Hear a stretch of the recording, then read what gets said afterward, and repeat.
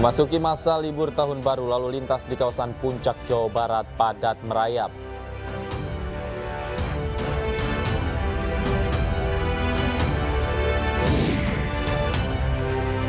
Seorang kepala desa di Wonogiri diduga alami kriminalisasi karena tidak mendukung salah satu capres.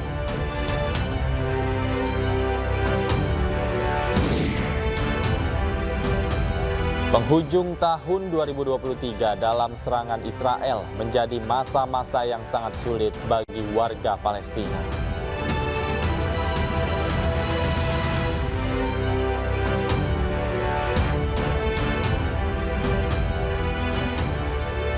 Halo, selamat sore pemirsa, demikian tadi berita pilihan iNews sore hari ini bersama saya Davi Pratama. Pemirsa, kebakaran menghanguskan sebuah rumah di Jatinegara, Jakarta Timur. Diduga api bersumber dari korsleting listrik di lantai 2 rumah.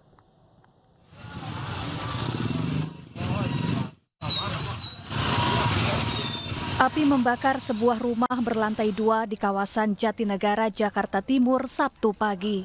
Dengan cepat, api membesar dan menghanguskan lantai 2 rumah.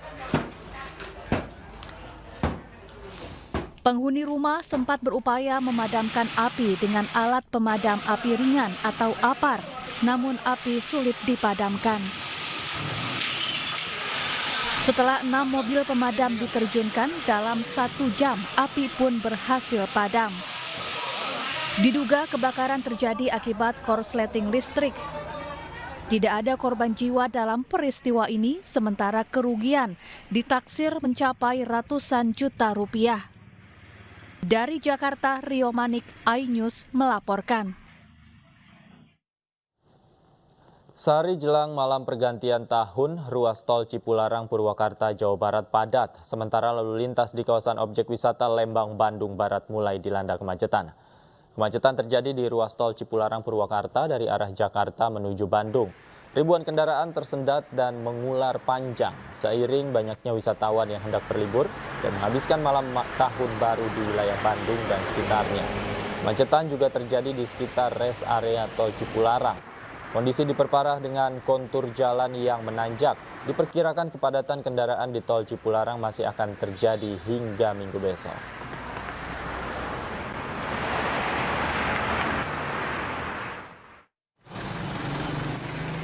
Sementara itu, lalu lintas di kawasan Lembang, Bandung Barat, Jawa Barat macet.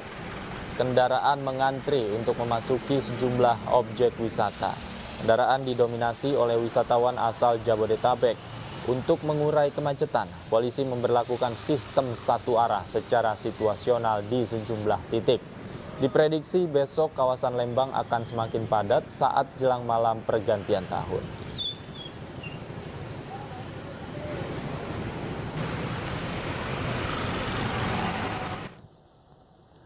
Jelang malam tahun baru, lalu lintas di kawasan Puncak Bogor, Jawa Barat macet. Polisi melakukan sistem ganjil genap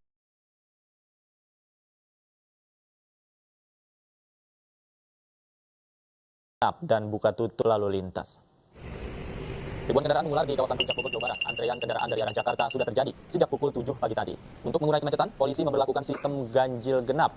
Kendaraan yang tidak sesuai plat akan diarahkan untuk putar balik. Namun imbasnya terjadi kepadatan dari gerbang tol Ciawi hingga Simpang Gadok.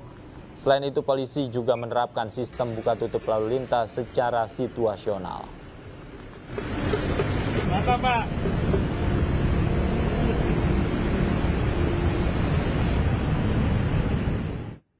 Pemirsa, momen libur panjang Natal dan Tahun Baru dimanfaatkan sejumlah wisatawan berlibur ke tempat wisata, salah satunya kawasan Puncak Bogor, Jawa Barat. Dan untuk mengetahui pantauan arus lalu lintas di kawasan Gadok Puncak, Jawa Barat, kami telah terhubung dengan rekan kami Ayu Pratiwi di sana. Selamat sore, Ayu. Bagaimana situasi lalu lintas di kawasan Gadok sore hari ini?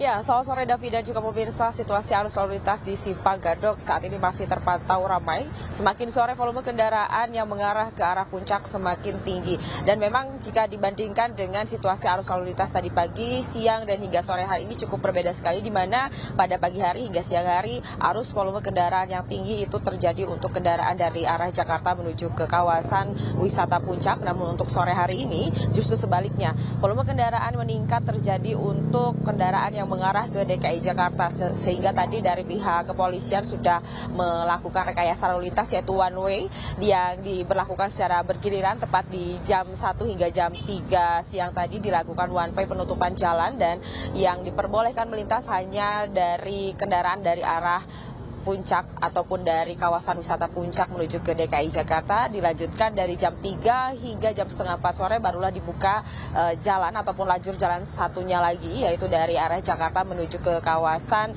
wisata Puncak. Dan saat ini ada di belakang saya adalah proses penormalan lajur, di mana saat ini kedua lajur sudah dibuka seperti sedia kala, di mana tidak ada lagi penutupan jalan, namun untuk ganjil genap masih diberlakukan. Dan terlihat di belakang saya para petugas sedang melakukan pemeriksaan yang dikhawatirkan adanya pengemudi-pengemudi nakal, dan jika nantinya para mobil ataupun plat nomor yang tidak sesuai maka diharuskan untuk putar balik. Dan untuk ganjil genap ini memang sudah berlaku sejak hari kemarin, yaitu 29 Desember 2023, dan akan terus dilakukan hingga 1 Januari 2024. Meskipun memang untuk ganjil genap ini bersifat situasional dengan jam yang tidak menentu, namun setiap harinya untuk ganjil genap akan diberlakukan dari jam 6 pagi hingga jam 7 dan dilanjutkan sore hari. Dan terkhusus untuk persiapan malam pergantian tahun baru, dari Polres Bogor sudah mempersiapkan, yaitu nantinya akan ada pembatasan kendaraan di tanggal 31 Desember 2023 tepatnya di 6 jam di jam 6 sore dan dilanjutkan di jam 9 malam untuk penutupan seluruh akses jalan menuju ke Puncak yang akan berakhir di jam 1 dini hari tepatnya di tanggal 1 Januari 2024. Penutupan jalan ini dikarenakan memang dikhususkan agar nantinya para pengunjung ataupun wisatawan yang sedang berwisata di kawasan Puncak dapat mengikuti kegiatan ataupun menonton kembang api tepat di jalan dan tidak terganggu oleh padatnya kendaraan. Sementara demikian, Davi, kembali ke Anda di studio. Baik, terima kasih Ayu Pratiwi atas laporan Anda langsung dari kawasan Gadok Puncak, Bogor, Jawa Barat. Selamat bertugas kembali. Pemirsa, objek wisata Pantai Ancol masih menjadi daya tarik masyarakat untuk mengisi libur akhir tahun. Sementara di TMII tercatat sudah ada 20.000 pengunjung jelang akhir tahun ini.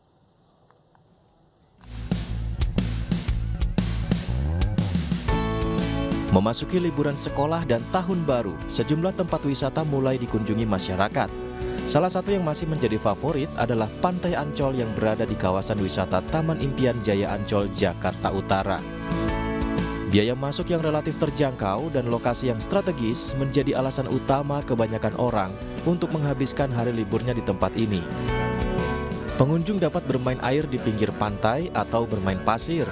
Banyak juga warga yang hanya sekedar duduk atau berjalan santai menikmati kawasan Pantai Ancol. Yang pertama sih murah, terus deket juga sih dari rumah. Terus emang sering buat liburan anak-anak aja sih, pada seneng kan main-main di pantai karena pantai yang deket kebetulan emang cuma Ancol ya kan. Sama seperti di Ancol, objek wisata Taman Mini Indonesia Indah Jakarta Timur juga dipadati pengunjung. Antrian terjadi di sejumlah wahana seperti wahana kereta gantung dan bus listrik. Tercatat lebih dari 20.000 pengunjung memadati wisata Taman Mini Indonesia Indah. Tak hanya dari Jakarta, sejumlah pengunjung juga berasal dari sekitar Jakarta seperti Tangerang dan Bogor. Menyambut antusias masyarakat yang cukup tinggi, TMII menyiapkan sejumlah acara hiburan dari siang hingga malam. Ya, antusias masyarakat ini cukup tinggi ya. Kita kan pekan Natal Tahun Baru di Taman Mini sudah mulai dari tanggal 20 Desember kemarin. Kita ada konser musik 12 hari. Nanti di Tahun Baru kita ada 12 jam sukaria di Taman Mini. Ada dari siang sampai malam hiburannya, bisa pilih mana yang disuka nih bagi pengunjung. Di TMII, pengunjung juga bisa menikmati fasilitas bus secara gratis mengelilingi Anjungan dari Aceh ke Papua dan berakhir di Anjungan, Kalimantan. Tim Liputan iNews melaporkan. Menjelang malam pergantian tahun, tingkat okupansi hotel di kota-kota wisata mengalami peningkatan signifikan. Di Yogyakarta, peningkatan pesanan kamar mencapai 25%, sedangkan di Bali bahkan hingga 91%.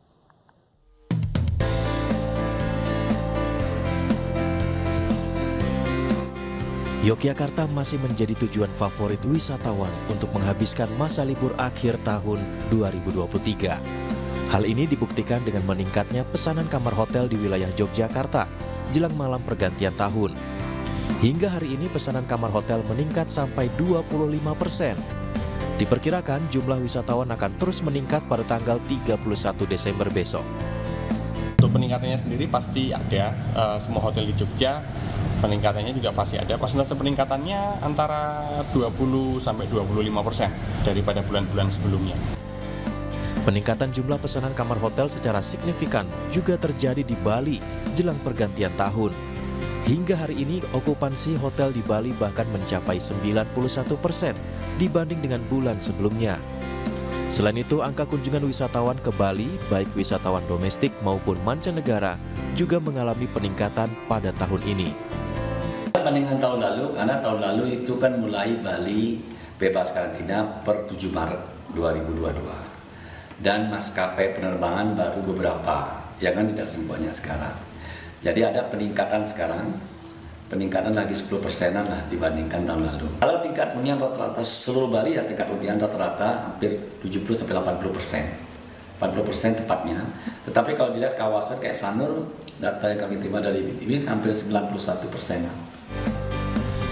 Menurut data dari Bandara Internasional I Gusti Ngurah Rai, angka wisatawan mancanegara yang masuk ke Bali hingga kini sudah mencapai 433.475 orang.